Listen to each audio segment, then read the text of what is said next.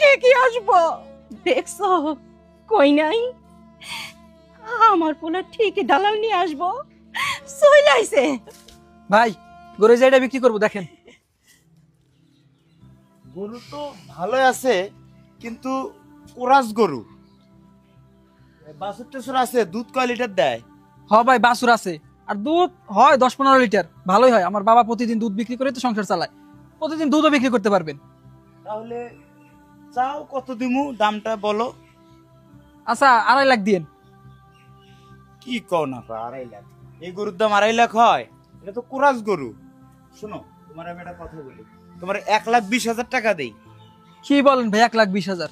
না না, এই দামে আমি গরু বিক্রি করতে পারবো না। আপনার না হলে যান, আমি অন্য দালাল ঠিক করতেছি।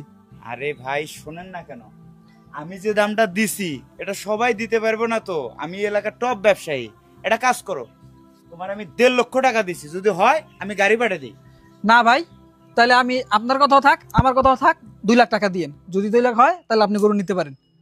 আরে ভাই আমি ঢাকায় পাঠাবো গরুটা, বুঝছো তো? যাই হোক, বলি 2 লক্ষ টাকা তো দেওয়া যায় না। একটা কাজ করো, আমি 1,90,000 টাকা দিচ্ছি, তুমি গরুটা দিয়ে দাও। 1,90,000 তো কম হয়ে যায়। আচ্ছা থাক, দেন।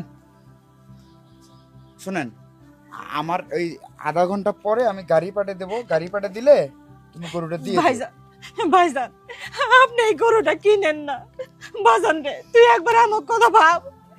এই গরুটা বেচে দিলে আমরা না। কেমনে চলো, কেমনে খাবো? মা চুপ করো তো, এসব আদিক্ষেতা দেখার সময় নাই। আচ্ছা আমি আধা ঘন্টা পরে গাড়ি পাঠিয়ে দিতেছি, গরুটা একটু উঠাই দিও। হ্যাঁ ভাই, আচ্ছা ঠিক আছে, সমস্যা নেই, আপনি যান।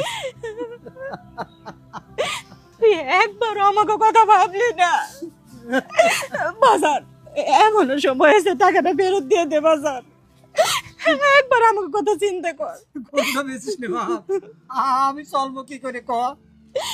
কেমনে চলবো আমি জানি না, আমার টাকা দরকার ছিল, আমি টাকা পেয়ে গেছি। আর এই গরুর খাওয়ান টাওয়ান কিছু দেওয়া লাগবে না, শুনলাই তো? একটু পরে আইসা গরু নিয়ে যাবে, তোমরা থাকো, আমি গেলাম। জিজান,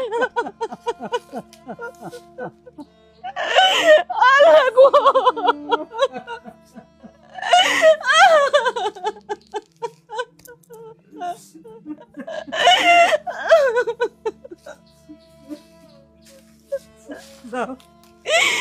কই যাবো, কি খাবো,